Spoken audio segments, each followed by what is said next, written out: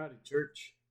I wanted to go back and look at a concept from my sermon that I didn't quite get to spend as much time as I would like. Now, it's not an utterly new concept, but it is an idea that wasn't as fleshed out as I would love to,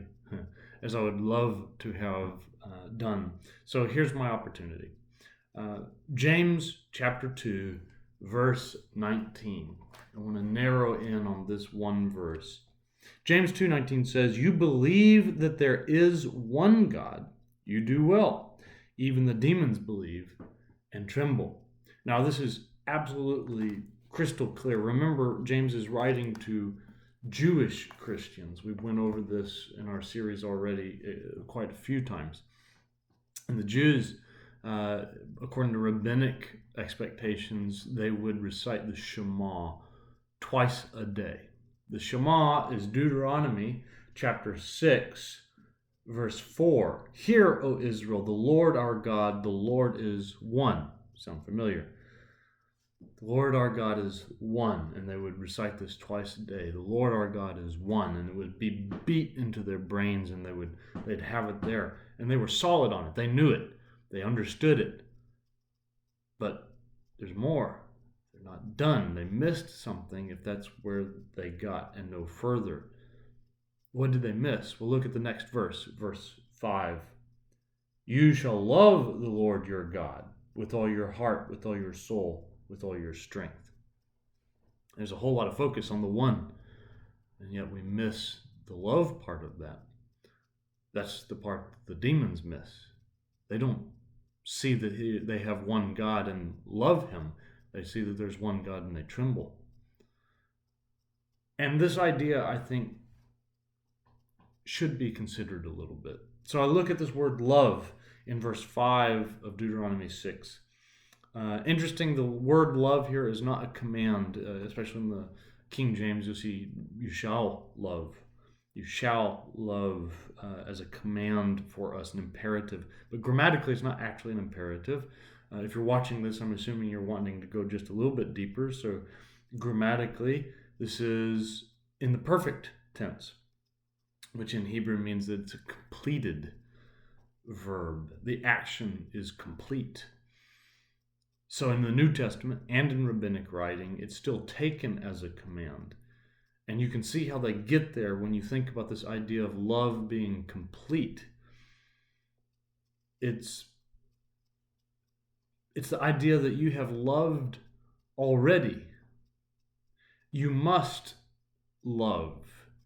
Your love must be complete. This is just the way you are. It's the way you must be.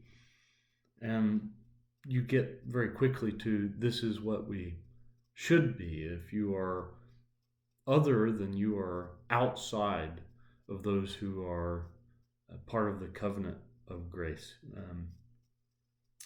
I also want to look at the word itself. This word, there are four or five words in Hebrew for love. We talk a lot about the Greek words, philos and agape, but let's not go down the temptation there to compare them one for one. They're not. This word is in fact used in a very negative sense. Agape love is an entirely moral word. It's a just, good word. It is entirely divine. This word from Deuteronomy is not so. It's used negatively in an immoral sense, if you will, in Judges 14:16 and 1 Samuel 1:5.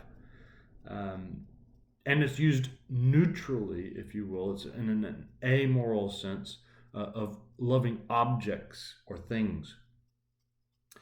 Instead, this word it carries the idea of a strong desire, a pull, not an emotion per se, but a strong desire for something, which is opposed to or the opposite of repulsion from something. And I just want to, with those ideas in mind, I want to show you just how important this concept is. It starts with the Shema, in chapter 6, but it by no means stops there. Let me read through a series of scriptures. Deuteronomy 10:12. Now, Israel, what does the Lord your God require from you but to fear the Lord your God, to walk in all his ways and love him? 11:1. You shall therefore love the Lord your God. 11:13.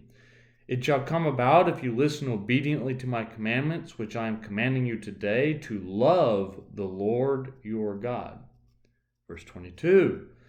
For if you are careful to keep all this commandment which I am commanding you to do, to love the Lord your God. Deuteronomy 13:3.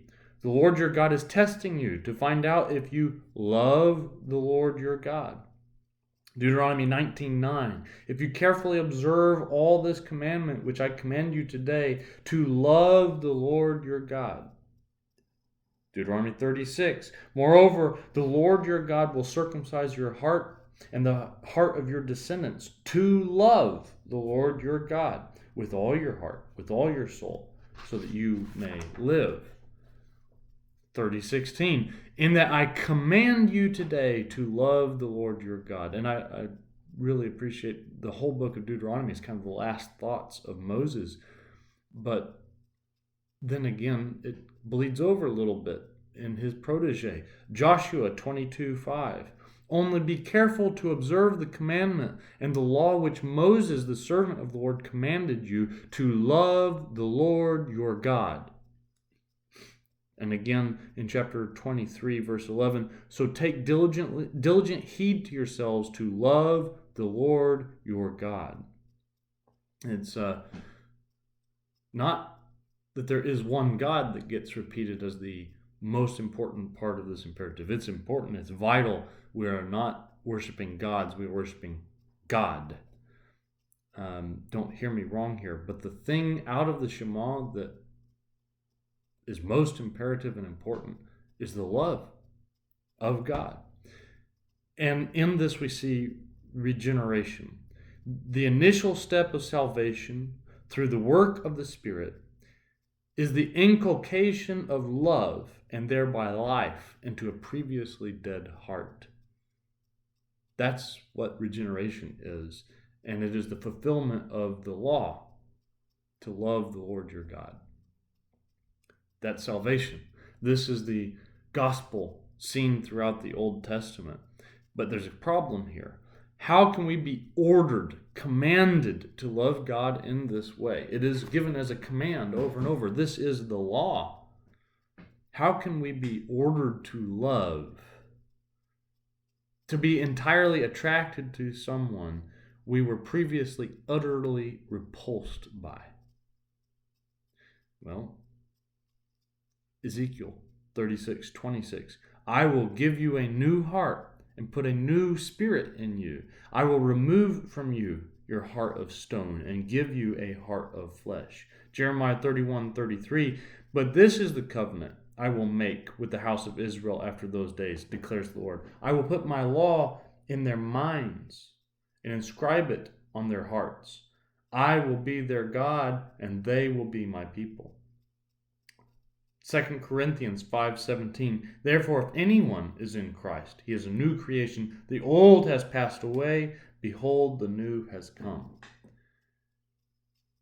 This is the ultimate example of Beauty and the Beast, the story.